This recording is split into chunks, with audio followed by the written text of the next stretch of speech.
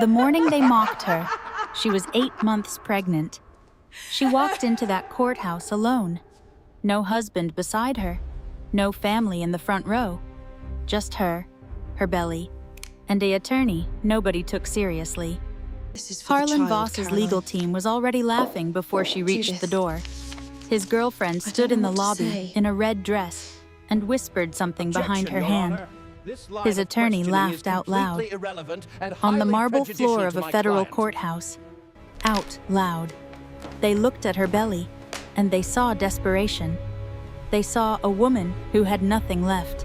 They were wrong. What they could not see, what nobody in that building knew, except Caroline and her attorney, was that she was carrying the one thing that would collapse Harland Voss's entire legal strategy in a single afternoon. Not a document, not a witness, not a secret recording. She was carrying his only heir. And his dying father had spent the last year of his life making absolutely certain that fact would protect her. Stay with this story. Because what happens in that courtroom will remind you of something you may have forgotten. That the people who laugh at you in the lobby are never the ones who see what you're actually carrying. The lesson this story carries: when they underestimate you, let them. Your silence is not weakness, it is strategy. And the woman who walks in quietly is very often the one who walks out, changed everything. What this story is really about. This is not a story about money, or courtrooms, or billionaire families. This is a story about a woman who was dismissed, humiliated, and nearly broken, and who chose, again and again, to keep walking forward anyway. It is about what it means to carry your dignity into a room that does not want to give it back to you. And it is about the quiet, permanent power of being exactly who you are when everyone expects you to fold.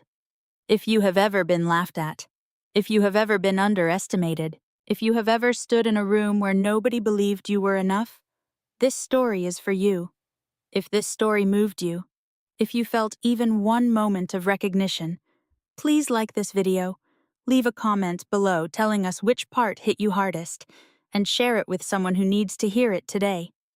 Subscribe to this channel so you never miss a story like this one. We are here every week with stories about women who chose themselves when no one else would. The heels on the marble floor made a sound like a clock counting down. Sharp, deliberate, each step measured. Caroline Merritt was 34 years old.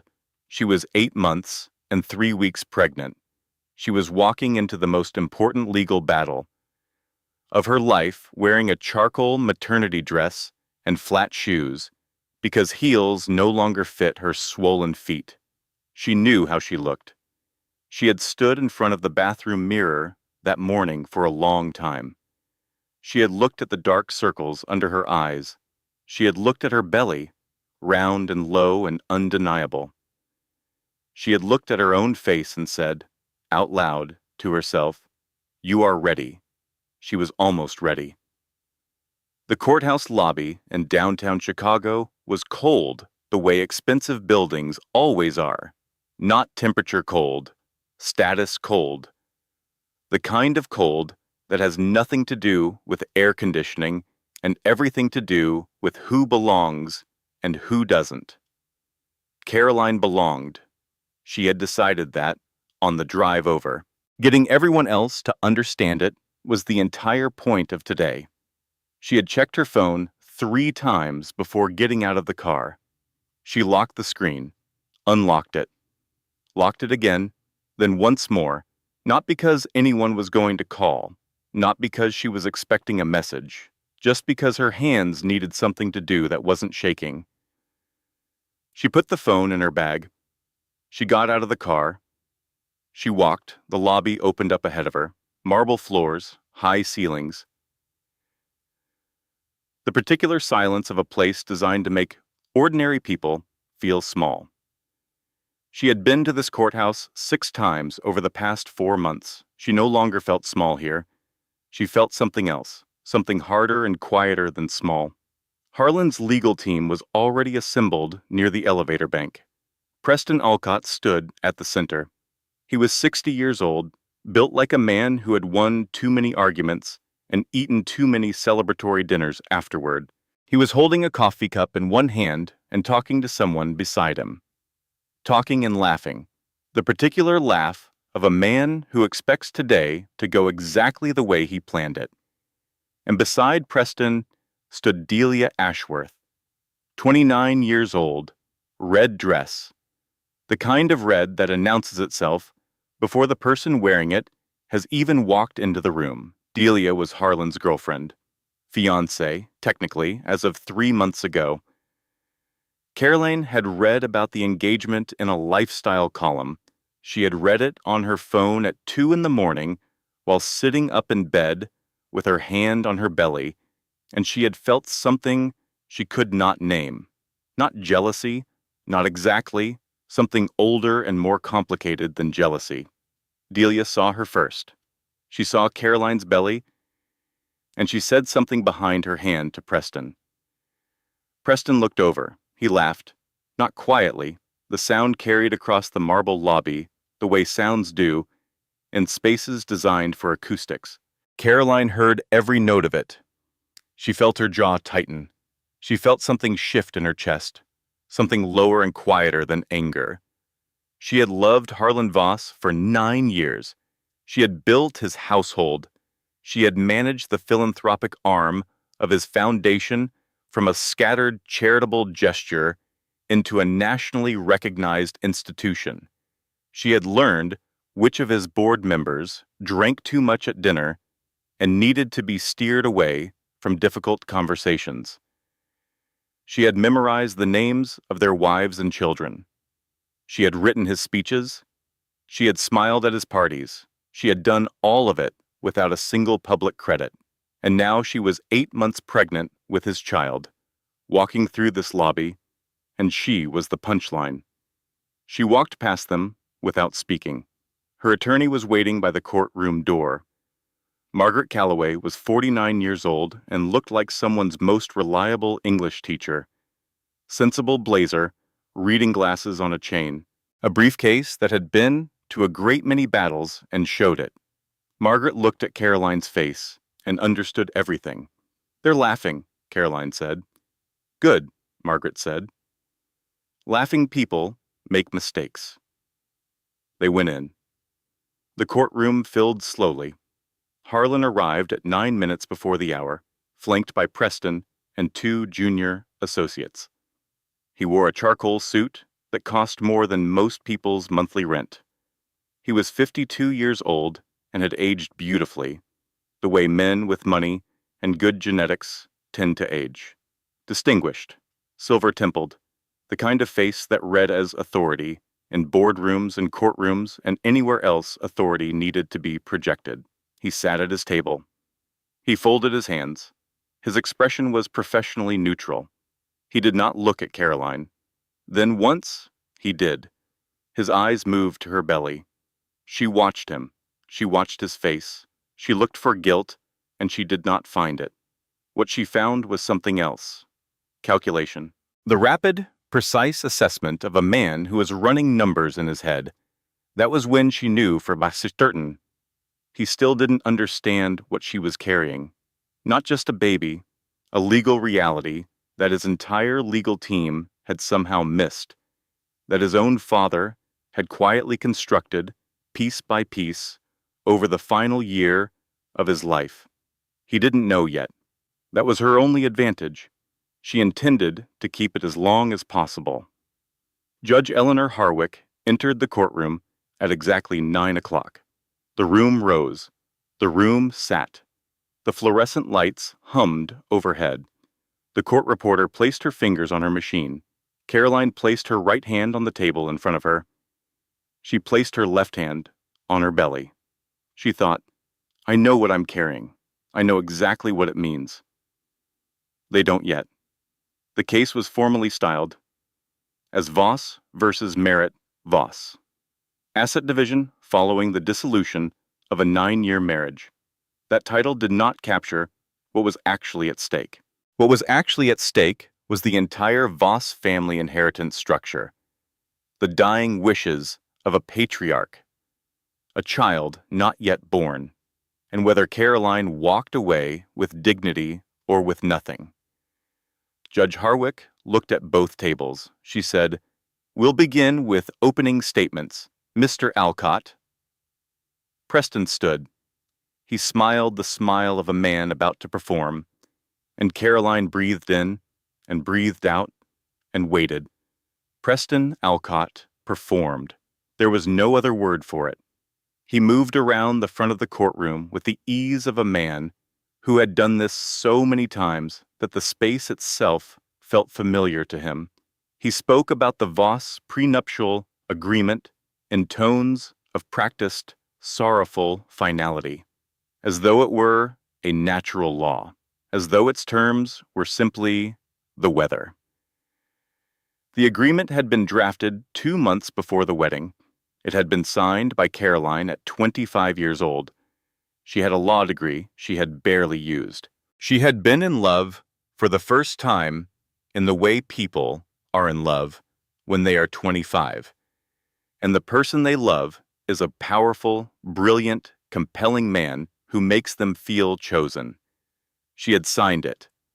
Preston laid out the terms with the care of a surgeon. $1.2 million and the Charleston townhouse. That was the settlement. 9 years of marriage, and that was the agreement she had signed. He said it with something that almost sounded like sympathy. He sat down. Margaret rose. She walked to the lectern slowly. She placed both hands flat on its surface. She was quiet where Preston had been theatrical. She did not pace. She did not perform. She stood completely still, and she spoke in a voice like someone closing a door on a long argument.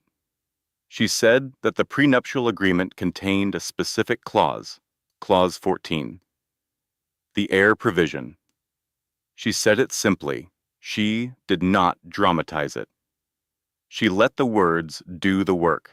In the event that Caroline Merritt Voss bore a biological child of Harland Voss's bloodline, the prenuptial terms would be superseded not by a competing contract, by something older and more fundamental, by the founding trust of the Voss family estate, established in 1981 by Theodore Voss Sr. The trust named the bearer of the first biological Voss grandchild as the protected party in all family legal proceedings. The room went quiet. Margaret let it sit. The silence lasted 8 full seconds. Caroline counted them. Then Preston was on his feet. He said that Harland Voss had no biological children, that this had been medically established. He said it with the crisp confidence of a man citing a fact he has confirmed many times. Margaret nodded pleasantly. She said that was correct. As of the date of their marriage, and through most of its duration, Harland Voss had been documented as infertile, low motility, confirmed by a specialist. She paused here with precise timing. She said the word however. She did not finish the sentence. She sat down. The hook was set. Caroline watched Harland's face across the room. She watched for the moment he understood. It didn't come. Not yet. His face remained composed. He leaned toward Preston and said something quietly. Preston shook his head slightly. They had not been prepared for Clause 14. She could see that in the geometry of their posture. Good, she thought. Let them recalculate. The preliminary motions took the rest of the morning. Forms submitted, objections noted, the language of the law moving like a machine that had been running long before anyone in this room was born and would continue long after. During a brief recess, Carolyn sat in the hallway on a wooden bench. Nora Whitfield was there with a paper bag of food Caroline probably wouldn't eat, and the particular expression Nora wore when she was actively restraining herself from saying something. "Go ahead," Caroline said. "I wasn't going to say anything." "You were." "I was going to say that Preston's face, during Margaret's opening statement, was the most satisfying thing I have witnessed in a professional setting in my entire adult life." Caroline almost smiled. "He'll recover. Obviously, But for those 8 seconds, Nora pressed her hand briefly over her heart. Beautiful. Caroline looked down at her hands. She was thinking about the timeline again. She had been thinking about it since the hearing began, running the numbers. She had missed her period in late July. She had taken the test in early August. She had been holding that information alone, unsure what it meant for a marriage that had already been growing cold for 2 years, when the divorce papers arrived in late August. He had filed papers knowing she had missed her period. He might not have known she was pregnant, but the timing was not an accident. Something in him had known the marriage was ending, had sensed she might be pregnant, had moved to file, before anything complicated the clean lines of the prenuptial. He knew. He must have known something. She thought, I was so naive. For so long. I kept thinking the coldness was stress. I kept thinking the distance was his workload. I kept explaining him to myself in the most generous possible terms for years. The signs were all there. She just hadn't wanted to read them. Nora was watching her. You're doing the timeline again, Nora said. I'm not. Your jaw does a specific thing. Caroline looked up. He filed papers knowing I was probably pregnant. He filed anyway because he thought the prenuptial covered everything. He thought Clause 14 didn't matter because he had medical documentation of infertility. But he was retested, Nora said quietly. This was something Griffin Cole had told them 3 days ago, quietly, over the phone. He was retested 18 months into our marriage. The original diagnosis was wrong. He is fertile. He never told me. He never told anyone. She paused. He never told his own lawyers. Nora was quiet for a moment. So they've been building their whole case on a medical fact that isn't true, she said. And I've been building mine on one they don't know about yet, Caroline said. Back inside, Margaret requested a 10-day recess to submit additional documentation. Preston objected with considerable theater. The judge granted it, with the mild efficiency of someone who had seen this particular performance before. As the room emptied, Preston passed Caroline in the aisle. He slowed. He looked at her with something that might have been genuine. He said, almost gently, You should take the 1.2, sweetheart. This only gets harder from here. She looked at him without changing her expression. She did not reply. Outside, in the cold November air, Nora appeared beside her and took her arm. Neither of them spoke for a moment. Then Nora's phone buzzed. She looked at it. Her face changed. What? Caroline said. It wasn't a question. My contact at the estate. Nora's voice was careful. Theodore Voss Sr. died 4 days ago. The death hasn't been publicly announced yet. The family is managing the timing of the statement. Caroline stopped walking. Theodore was dead. Theodore, who had been frail for a year, who had pulled her aside at his 80th birthday gathering on the Nantucket porch, who had looked at her with those sharp gray eyes and said something she had filed away without fully understanding. Theodore, who had been the only member of the Voss family who ever made her feel like she genuinely belonged there. Theodore was dead. His estate was now in motion, and the trust clause, the heir provision, had just become active. She stood on the courthouse steps in the cold, and she felt the weight of it all shift, like tectonic plates, slow and enormous and impossible to stop. Everything changes now, she said. Everything changes now, Nora agreed. Nora handed her the phone. The photograph on the screen showed a document. Cream paper, dense legal language, a signature at the bottom. In a hand Caroline recognized. Theodore's bold, slightly trembling late-life signature, the one he'd had since the Parkinson's diagnosis. It was a codicil to his estate trust, dated 8 months ago. Caroline read it in the courthouse bathroom, sitting on the closed lid of the seat in the end stall, her bag on her lap, her hands completely steady in the way hands sometimes go steady when the body understands that shaking is not an option right now. The codicil named her Caroline Merritt Voss, full legal name. It referenced her specifically. It referenced the child she carried. It referenced the heir provision of the original trust, and it clarified, in Theodore's precise language, that his intention had always been for the first biological Voss grandchild to be protected under the full terms of the estate. Not $1.2 million, not a townhouse, the full terms. She read it twice. She folded the phone and gave it back to Nora under the stall door. She sat in the cold bathroom for 3 minutes and she thought about Theodore Voss Sr. She thought about the Nantucket porch.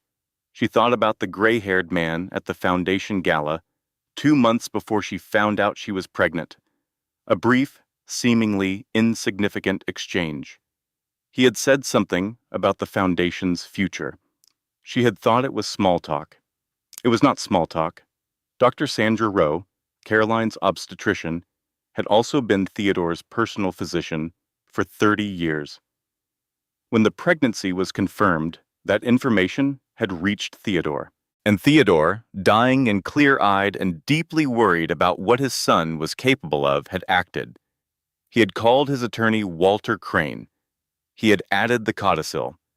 He had made sure the door existed. He could not stop Harland from destroying the marriage, but he could make sure his granddaughter had a floor to stand on. He did what Harland wouldn't. The thought arrived with a force that surprised her. She felt it in her chest. Not grief. Something more complex. Gratitude and sadness braided together. She stood up. She walked out of the stall. She washed her hands and looked at herself in the mirror. She thought, he left me a weapon. The question is whether I'm willing to use it, knowing what it costs. She already knew the answer. The memories came in the car on the way home. She had stopped trying to prevent them. They came when they wanted to, flooding in at the worst moments with perfect sensory detail. Harlan in the early years. The Malibu kitchen on a Saturday morning, sunlight coming through the glass doors, him reading the paper while she made coffee. The specific domestic piece of that scene. She had loved those mornings. She had loved the version of him that existed in those mornings. She remembered the moment she gave up her career. It had not felt like sacrifice at the time. He had said, "The foundation needs someone I trust completely." He had said, "Nobody understands what I'm trying to build the way you do." He had said it in a way that made her feel chosen, rather than useful. She had chosen to feel chosen. 2 years later, standing in the bedroom doorway, watching her pack for a Washington trip, he had said quietly, "Don't forget who made this possible." She had smiled. She had not heard what was underneath it. She heard it now. The good memories were the worst ones. They didn't heal clean. They left a specific kind of ache, the ache of knowing that something was real, and also that it wasn't enough, that real and good are not the same as safe and permanent. She had built a life inside someone else's architecture. She had made it beautiful. And when he decided to demolish it, he had done so with the efficiency of a man who had simply been waiting for the right moment. I was so stupid, she thought, not because she had loved him, not because she had built things with him, but because she had believed that her contribution was visible to him. She had believed he saw what she gave. He saw it. He just didn't think it entitled her to anything. Nora called at 6 in the evening. "Margaret needs to know about the codicil tonight," she said. "We have the recess, but we can't waste it." "I know. And there's something else. Griffin Cole reached out to Margaret's office. He says he has information. He wants to meet with you directly. No lawyers." Carolyn was quiet. "He was Theodore's person," Nora said. "He and Theodore had a relationship separate from the business. I think he's trying to keep a promise. Set up the meeting, Caroline said. She arrived home. The townhouse was quiet. She had not fully unpacked in 6 months. There were boxes in the hallway she had been stepping around every single day, the boxes she kept meaning to deal with and never quite did. She stopped in front of them. She stood there for a moment, then she started opening them, not all of them, just the ones in the hallway. She took out the books and put them on the shelves. She took out the framed photographs and leaned them against the wall to decide about later. She took out the kitchen things she had packed from the primary residence when she moved out, and she carried them to the kitchen and she put them away. It was 11 at night before she stopped. The hallway was clear. She stood in it and looked at the floor where the boxes had been, and she felt something she had not expected. Not resolution, something smaller and more immediate than that. Just the specific satisfaction of having made a space into what it was supposed to be. She went to bed at 11:30. She lay on her side, with a pillow between her knees, the way Dr. Rowe had told her to. The baby moved, a slow rolling motion, like a question being considered. She placed her hand on her side and stayed very still. She thought, Theodore built a door. He built it for you. We're going to walk through it. She slept. Margaret's office smelled like coffee and printer paper and the particular organized urgency of a deadline approaching. They sat across from each other at Margaret's desk at 8 in the morning, 3 days into the recess.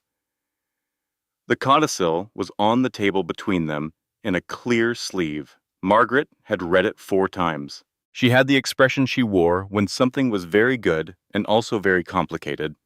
Walter Crane, Margaret said, Theodore's attorney.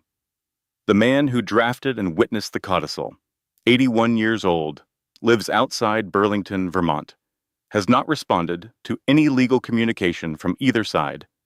She paused. He is the only person who can definitively authenticate Theodore's mental competency at signing.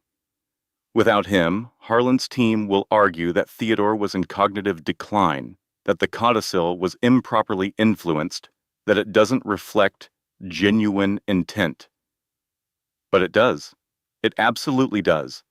And we can argue that with Judith Voss's testimony about what Theodore told her, but Crane is the foundation. Margaret tapped the sleeve. We need Crane. Caroline nodded. What's stopping us from reaching him?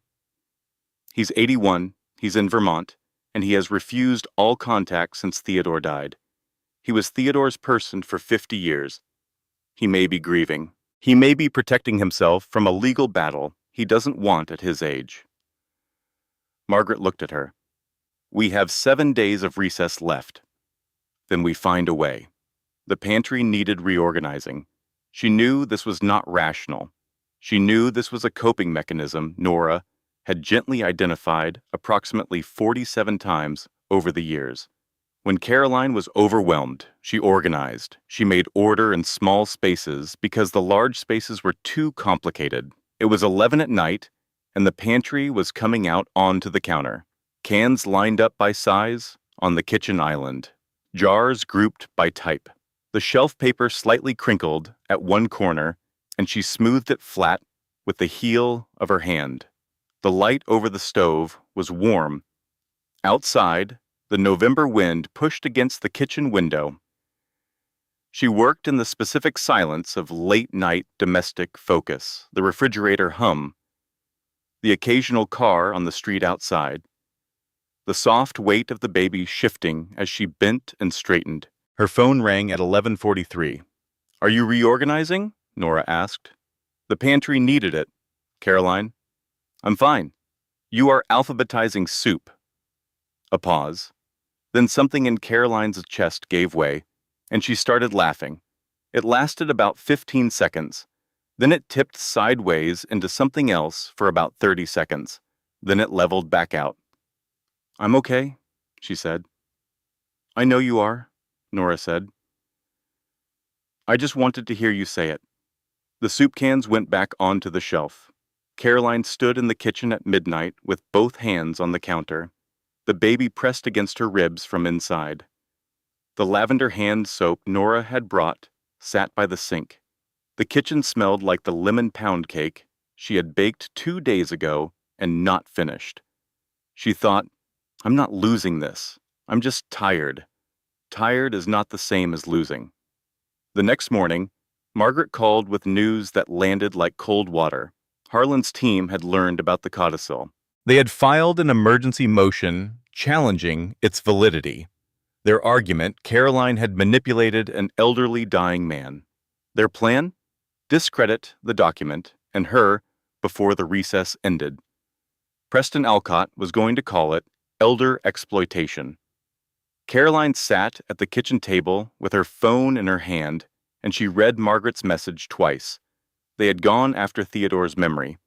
They were going to stand in front of a judge and say that this good, deliberate, clear-eyed man had been confused and manipulated in the last months of his life. Something moved through her chest. Not exactly cold, something more precise than cold.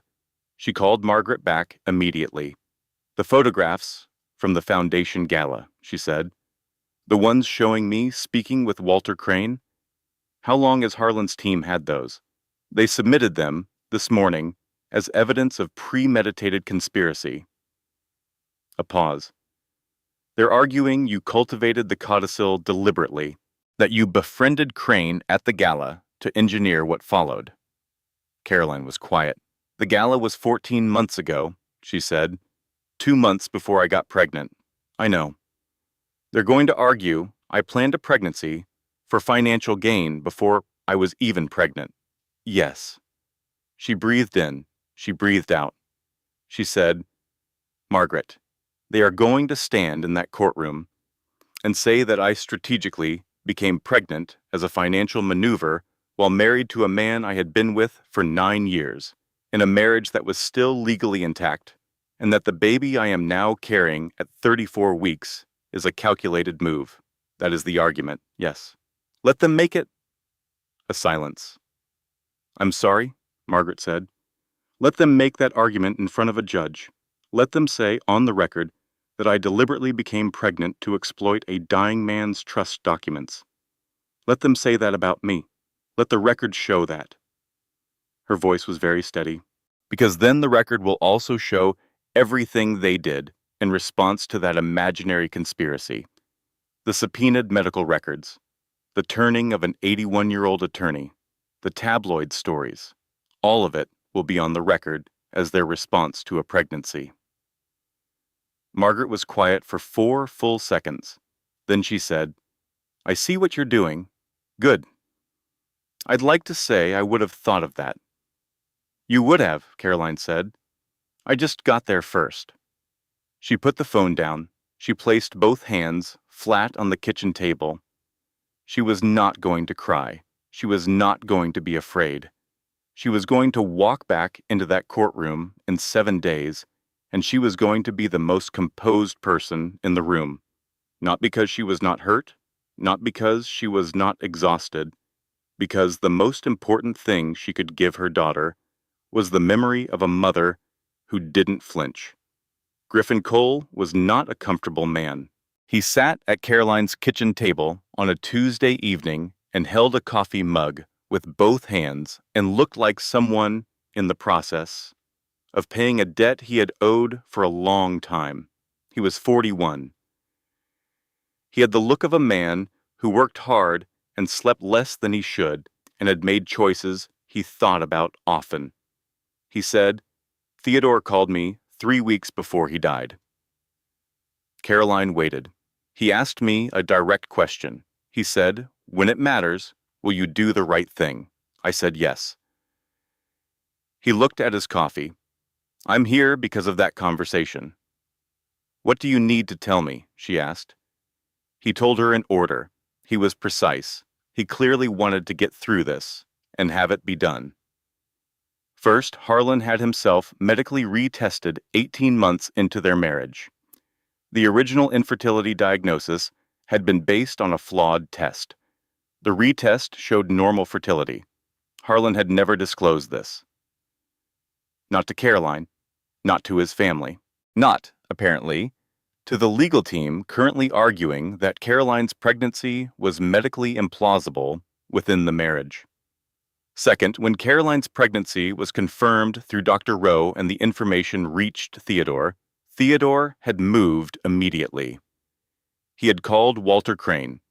He had updated the estate documentation.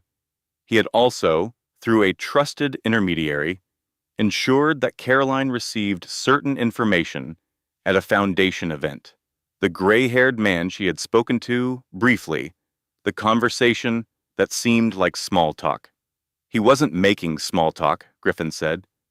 I know that now, she said. Third, Judith Voss had been told about the codicil by Theodore himself, and Judith had told Harland. She had done it because she was afraid of losing her son's approval. The way she had been afraid of losing it for 50 years. But Judith also had in her possession a letter, a personal letter from Theodore, written for the child Caroline was carrying, a letter Harland did not know about. Caroline was quiet for a moment. Judith has a letter from Theodore, addressed to the baby, she said. Yes. And she hasn't given it to Harland. Not yet. Why not? Griffin looked at her steadily. Because she's been watching what he's done. The press, the medical records, what he did to Walter Crane. He paused. She hasn't been able to bring herself to help him anymore, but she also hasn't reached out to you. She's waiting for someone to give her a reason. That's what I think, he said. He left at 9:30.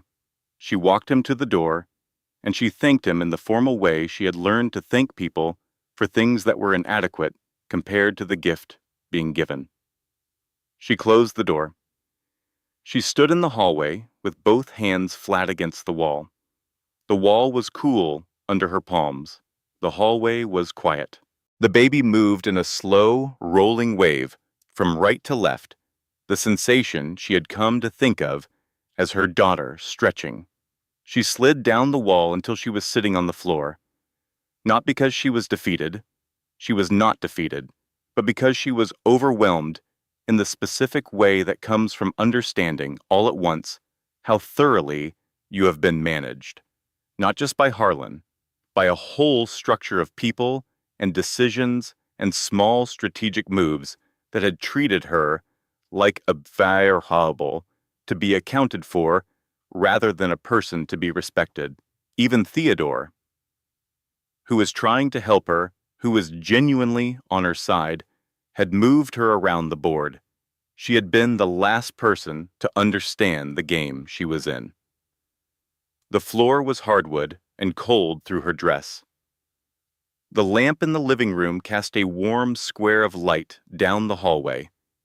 She could hear the heat cycling in the building, the low mechanical breath of it. She sat there for 7 minutes. Then she got up. She went to her desk in the small room she used as an office. She opened her laptop. She began writing a letter, not to Margaret, not to Walter Crane's attorneys, to Walter Crane himself. By hand, but drafted on screen first so she could get the words right. She wrote, I'm not asking you to do anything you don't believe is right. I just wanted you to know that what Theodore did in his final months was one of the most generous acts anyone has ever extended toward me. You helped him do that. I wanted someone who was present for it to know that it mattered. She wrote it 3 times before she had the version she wanted. She printed it. She signed it. She addressed the envelope. She thought, this is not strategy. This is just the truth. And sometimes the truth is the only thing that works. The tabloids picked up the story on a Thursday. The headline read, Voss divorce turns Heir drama. There was a photograph of Caroline leaving the courthouse, one hand on her belly, face unguarded. She looked tired in the photograph. She looked like a woman carrying more than a pregnancy. She looked, she thought, when Nora showed it to her, like exactly who she was. There was a quote from a source described as close to the Voss camp. The quote said that Caroline was a woman who had gotten pregnant strategically when she saw the marriage failing. It was Delia. The phrasing was unmistakably Delia. Nora wanted to hire a publicist. Margaret wanted a formal statement. Caroline said nothing for a full day. She went to her prenatal appointment instead. Dr. Sandra Rowe's office was warm and unhurried, which was the specific quality of Babbitt that Caroline had come to rely on over these months. The ultrasound room smelled faintly of the gel warming in its dispenser. The machine made its specific low hum. On the screen, in the grainy gray of ultrasound imaging, her daughter moved with the calm of someone who did not yet know about tabloids, or prenuptial agreements, or family trusts. 33 weeks, healthy, well-positioned, strong heartbeat. Dr. Rowe completed the measurements, and then she set the transducer down and she placed her hand briefly on Caroline's arm. She said, "You've been carrying a lot. She's doing beautifully, so are you, even when it doesn't feel that way." Caroline nodded. She said thank you in the careful voice she had been using for everything lately. The voice designed not to let anything through that she wasn't ready to release. She held it together through the lobby and through the parking structure elevator, and until she was inside her car with the door closed. Then she put her forehead against the steering wheel and she cried. Not panicked crying, not despairing crying. The specific crying that happens when someone says something kind at exactly the moment you are most trying to hold together. The release of it. The 5 or 6 minutes of it that took the pressure off so you could go back to carrying everything. She sat in the parked car afterward with the engine off, hands in her lap, unable to drive yet, unable to go back in for the ultrasound printout she had left at the reception desk, just sitting in the stillness of the parked car while the world moved around it. 6 minutes. Then she went back inside for the printout. She was driving home when the rage arrived. Not the cold clarity she had been operating in for weeks. This was different, warmer, more combustible. She was on the highway, radio off, hands correctly placed on the wheel, and she thought about Harland's team subpoenaing her prenatal records. The ultrasound appointments she had attended alone because Harland had stopped coming by month 3. The appointments where the technicians always asked, in the practiced, careful way of medical professionals, "Is your partner going to join us today?" And she had said, "No, he's traveling, he's in meetings, he has a conflict." Every time with a different excuse, every time with the same interior flinch. He had never come, and now his attorneys were using those records as a weapon. She pressed her hands tighter on the wheel. She thought, "I did not plan this pregnancy. I found out I was pregnant, and I cried for 2 days, because the man I was still, stupidly in love with, had just filed for divorce. I cried for 2 days, and then I made a decision to protect my daughter with everything I had. That is the entire story. He does not get to rewrite that." She pulled into the townhouse garage. She sat in the car for one more moment. She was not going to be angry for long. Anger was expensive, and she had a lot left to do. But she was going to let herself feel it fully right now, in this car, before she went inside. She felt it. Then she got out of the car. Margaret called that evening. Her voice was careful in the way it got when she was managing information she knew would land hard. "Harland's team found Walter Crane," she said. "They got to him first. Preston Alcott traveled to Vermont personally. He spent 4 hours with Crane." A pause. "Crane has signed a statement saying he had doubts about Theodore's mental clarity at the time of the codicil signing." Caroline was standing at the kitchen counter. She went very still. "He signed a statement," she said. "Yes." Preston Alcott sat with an 81-year-old man who just lost the person he had worked alongside for 50 years. He sat with him for 4 hours. She stopped. She started again. And Walter Crane said he doubted Theodore's mental clarity. That's what the statement says. She put the phone down on the counter without ending the call. She stood with both hands flat on the granite. The kitchen was quiet.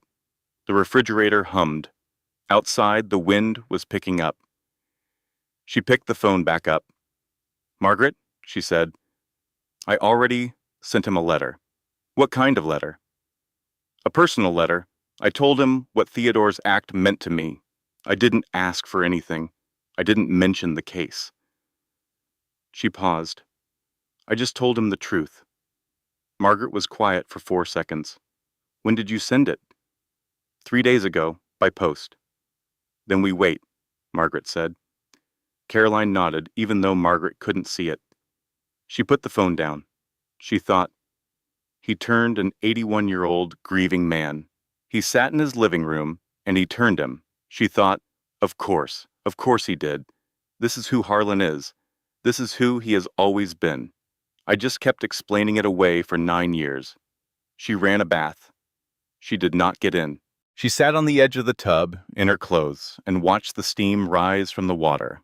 The bathroom smelled like the lavender soap Nora brought. The mirror had fogged. She could hear, faintly, traffic on the street outside. She sat there until the water cooled. Then she drained the tub, stood up, and went back to her desk. She did not sleep well. Not badly, exactly, but the way late pregnancy imposes its own terms on rest. Shallow, interrupted, the body always negotiating between discomfort and exhaustion.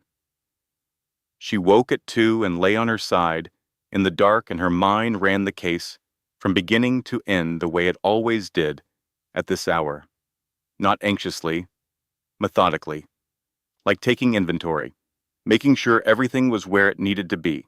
She checked her phone at 2:15. She put it face down. She checked it again at 2:40. She put it face down again. She lay on her back for a few minutes. Witch doctor.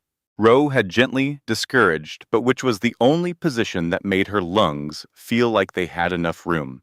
The ceiling was a flat pale white in the dark. The baby was still. She thought about Judith Voss. She had been thinking about Judith Voss for 3 days, carefully, from many angles. Judith was 74 years old. She had been married to Theodore for 51 years. She had built her life inside the Voss family structure the same way Caroline had built hers. Except Judith's structure was the original one, and she had never had reason to question it. You don't question the house you grew up in. You just live in it. Theodore had told Judith about the codicil. Theodore had written a personal letter for the grandchild. And Judith had told Harland about the codicil because Harland was her son, and she was afraid of his anger, and she had been making decisions based on that fear for 50 years, but she hadn't given him the letter. That was the detail Caroline kept returning to. She hadn't given him the letter, which meant she was holding something back, which meant there was some part of Judith Voss that was not entirely aligned with what Harland was doing. She needed to find that part. She made the decision at 3 a.m. She was going to call Judith directly, not through attorneys, not through Griffin, directly. The way she had called every Sunday morning for 9 years when she was still Harland's wife, on the house line, after church. She called at 9 a.m. Someone she didn't recognize answered. She said, "This is Caroline. I need to speak with Judith." A pause, then Judith's voice, careful, unreadable, the voice of a woman who had not yet made a final decision. "Caroline," Judith said, "I've been wondering if you would call." The house was 40 minutes outside the city, Georgian colonial, the kind of house that had belonged to one family long enough to look like it grew from the landscape, rather than was built on it. Caroline had driven this road many times. She had never stopped finding it beautiful and also slightly forbidding. Judith met her in the morning room. It was the smaller room, Not the formal parlor, not the library. The morning room, with its 2 chairs and the writing desk and the window looking out to the garden. The choice meant something. This was a private conversation. Tea appeared. Neither of them touched it for several minutes. They sat across from each other in the 2 chairs. Judith in her upright, composed way, Caroline with her hands folded over her belly.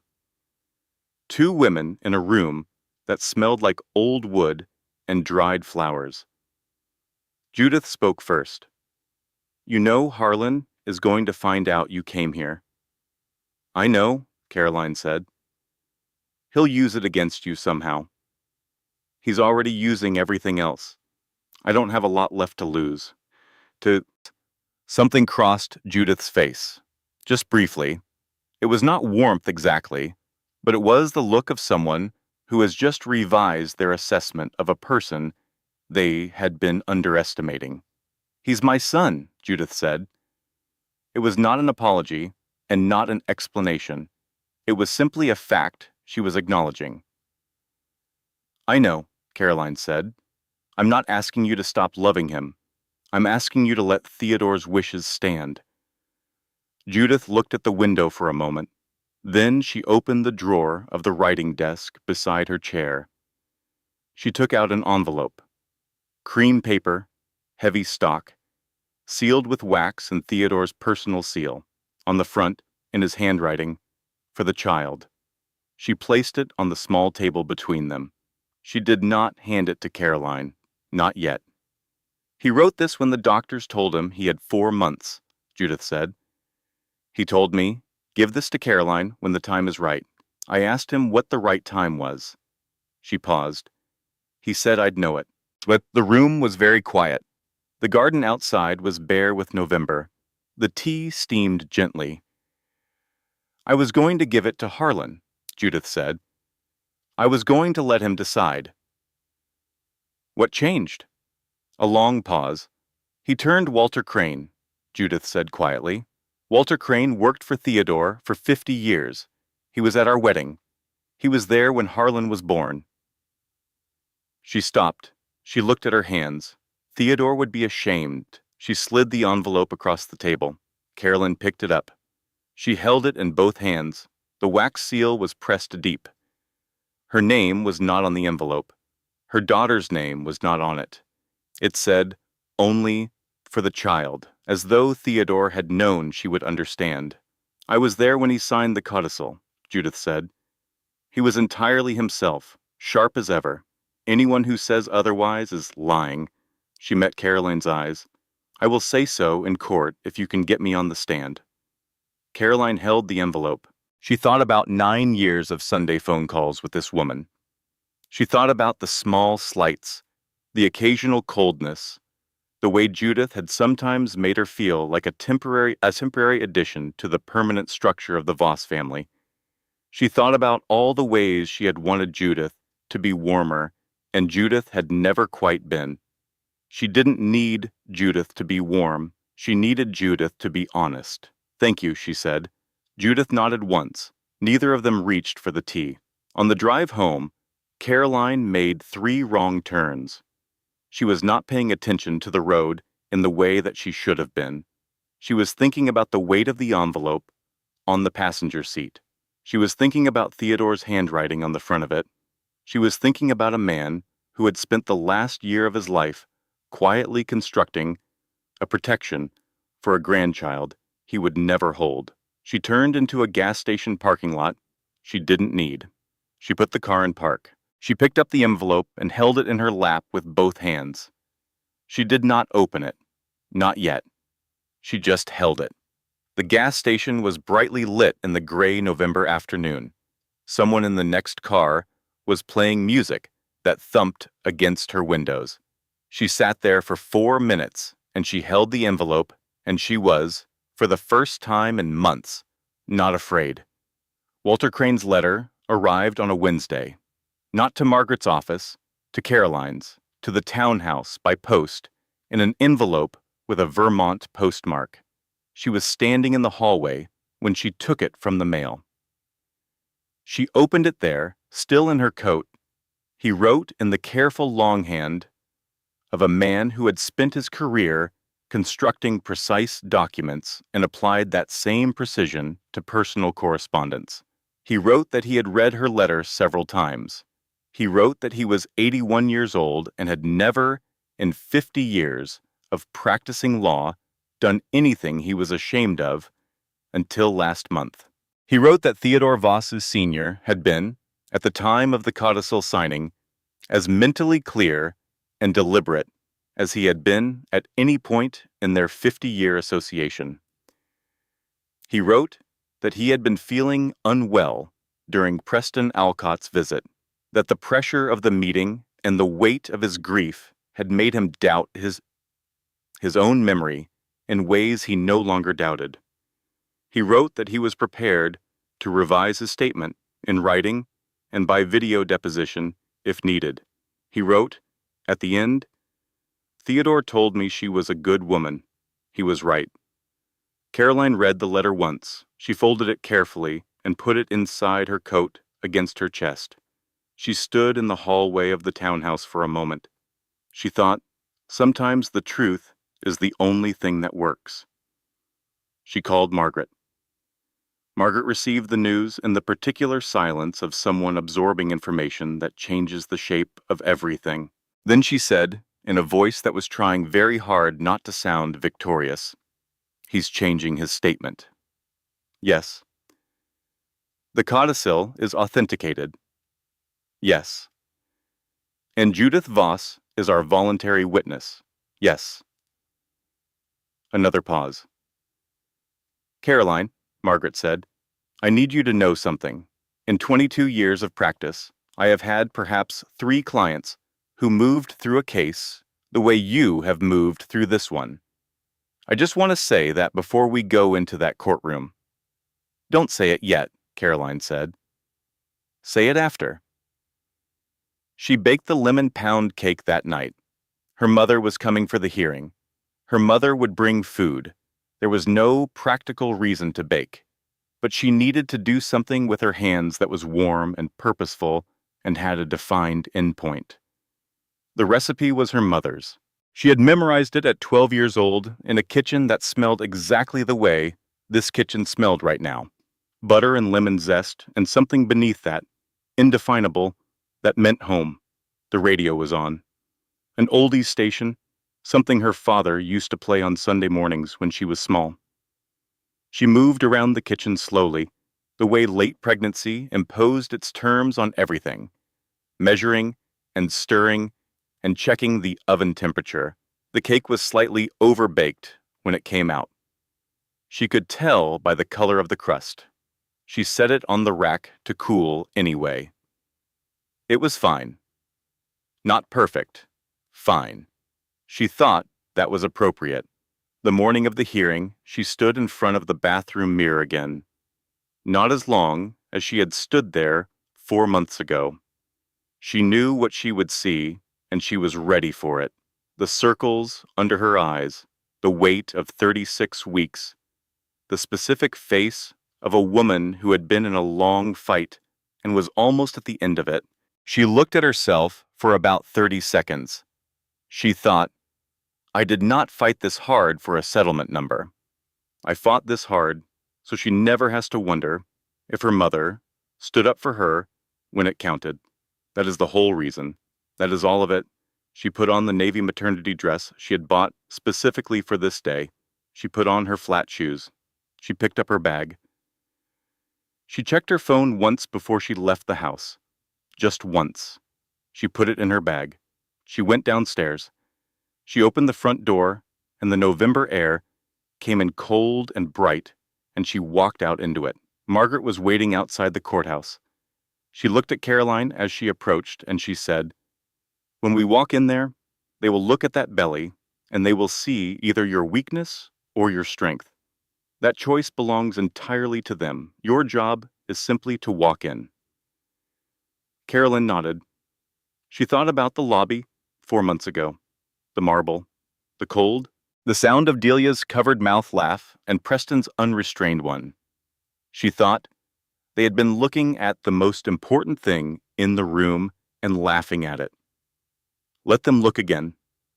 She went in, the same marble floors, the same cold air, the same bodies filling the same seats in the same configuration. Preston at his table, Harland beside him, composed, silver-templed, hands folded, Delia in the gallery, in something dark blue this time, the court reporter at her machine, Judge Harwick in her chair, and Caroline at her table beside Margaret, both hands placed flat before her, 36 weeks pregnant, the navy dress, the flat shoes, and every piece of evidence they had assembled over 3.5 months in the briefcase beside Margaret's chair. She was ready. Preston opened.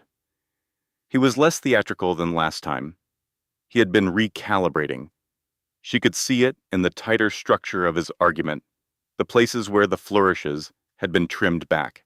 He argued methodically against the codicil's validity. He argued Theodore's mental decline. He argued Caroline's premeditation. He presented the Foundation Gala photographs with the dates clearly visible. He said, "The evidence shows a woman who systematically and deliberately positioned herself to exploit an aging man's estate." He said it carefully.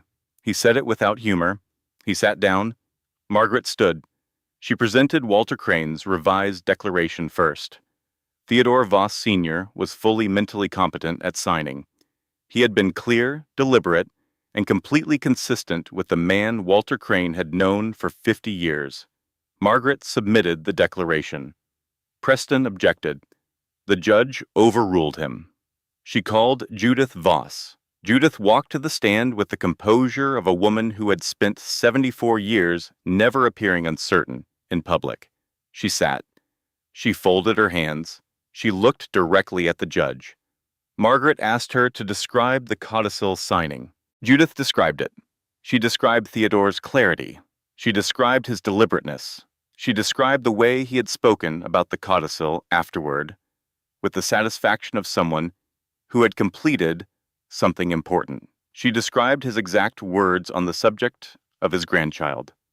She said, "Theodore told me that the child Caroline was carrying was the Voss heir. He told me he intended for her to be protected. He told me he had made certain of it." Preston rose for cross-examination. He asked Judith whether she had been pressured by Caroline to testify.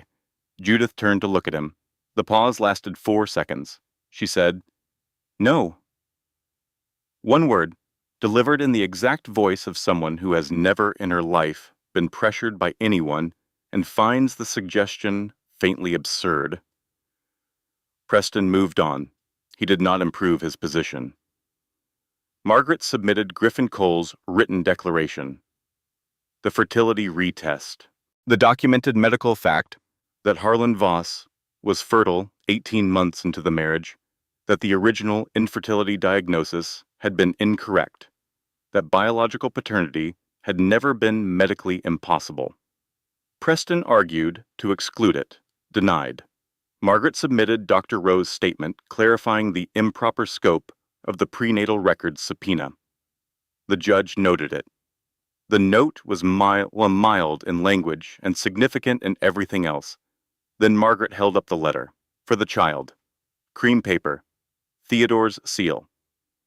She said this was personal correspondence from the deceased patriarch, written in the final months of his life, addressed to the child Caroline Merritt Voss, carried. She requested it be entered as evidence of Theodore's explicit and documented intent regarding his grandchild. Preston argued, personal correspondence, inadmissible.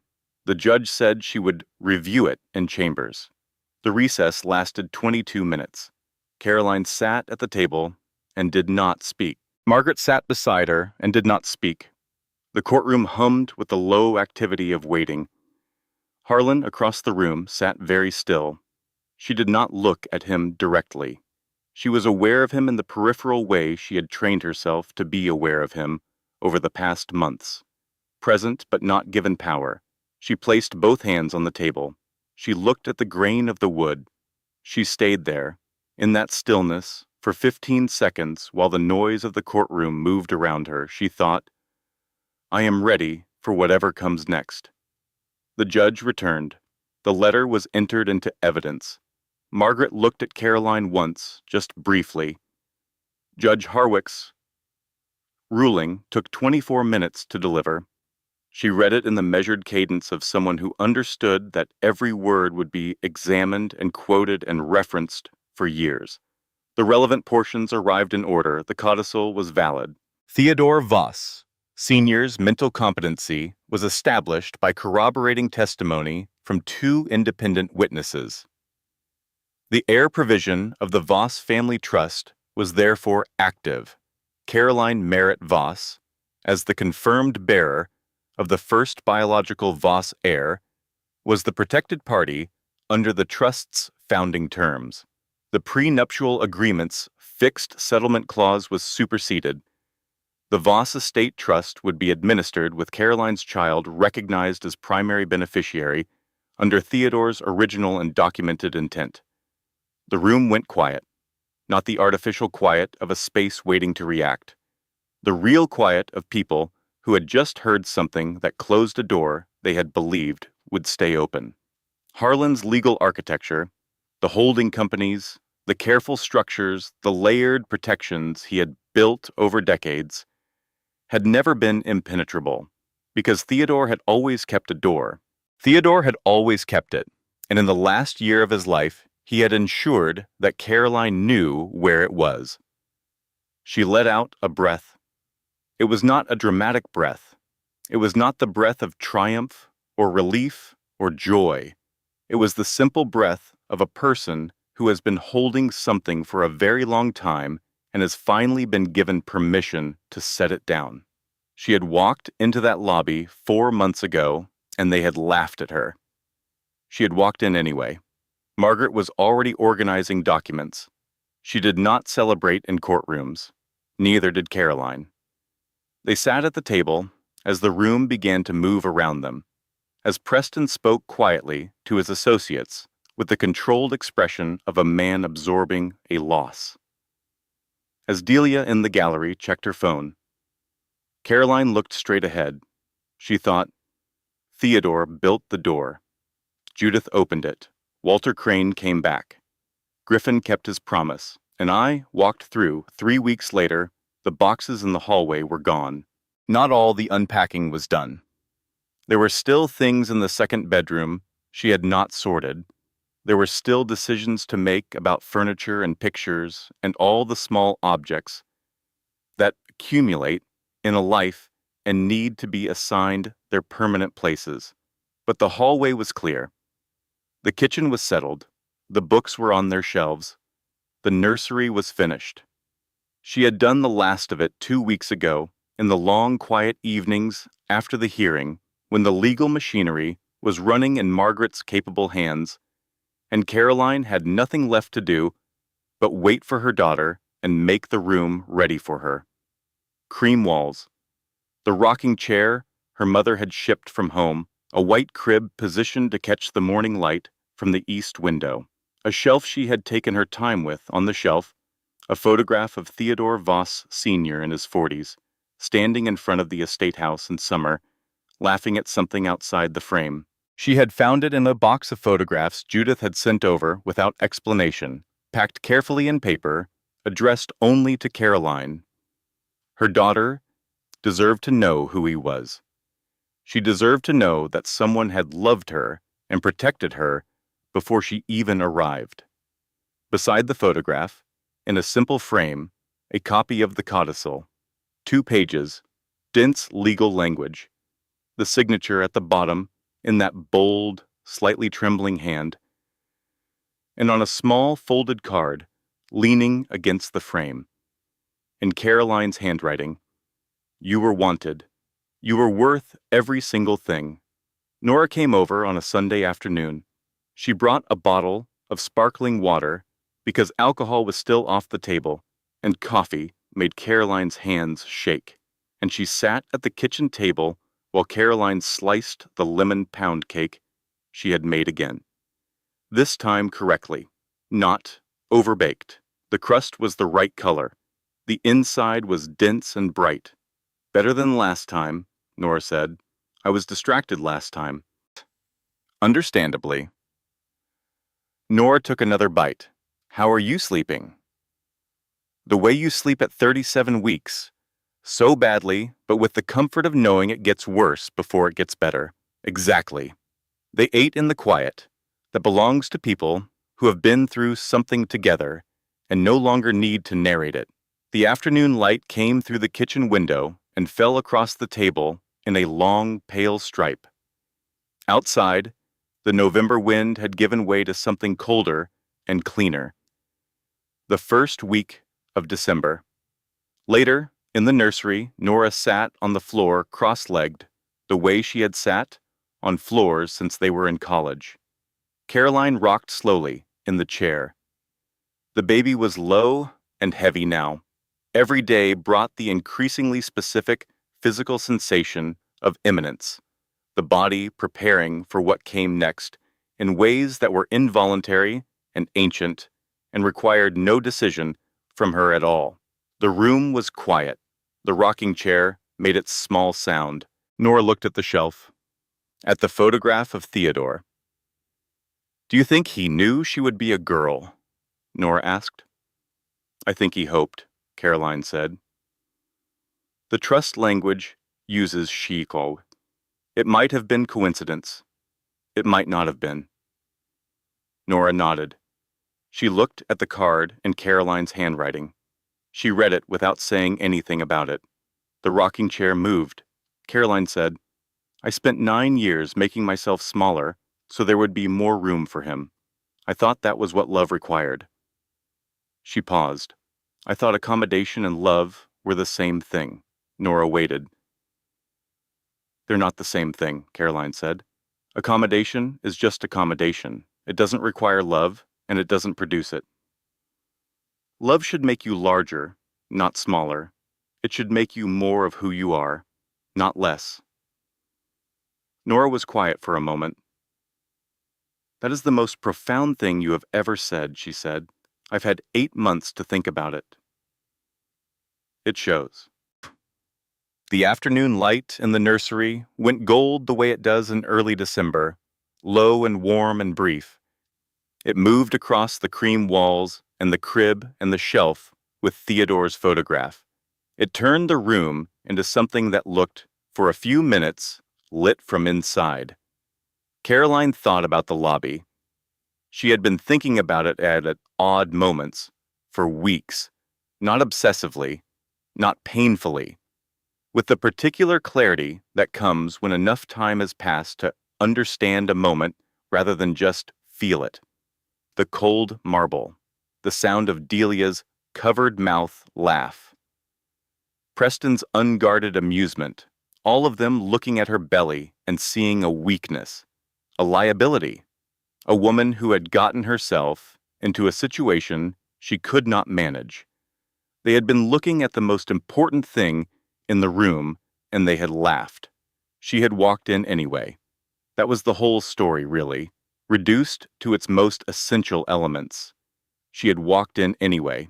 She had kept walking. She had done every next thing that was required of her, not because she was not afraid, not because she was not exhausted, not because some days didn't feel impossible, but because her daughter was watching from the inside.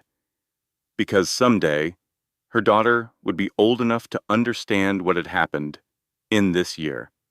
And Caroline wanted that version of the story, the one her daughter would carry, to be the true one, the one where her mother didn't flinch.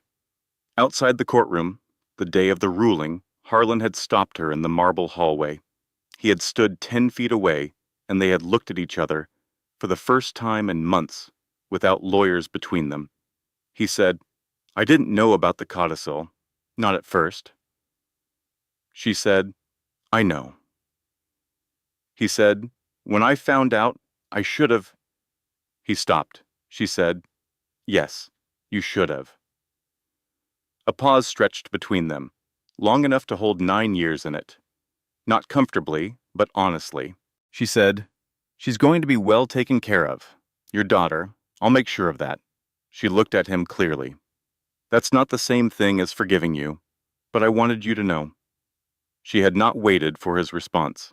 She had walked to where Nora and Margaret were standing, and Nora had immediately started crying, which was Nora's standard response to large emotions, and Margaret was already on her phone, and the marble floor was the same marble floor it had always been, and the air was still too cold, and none of it mattered at all.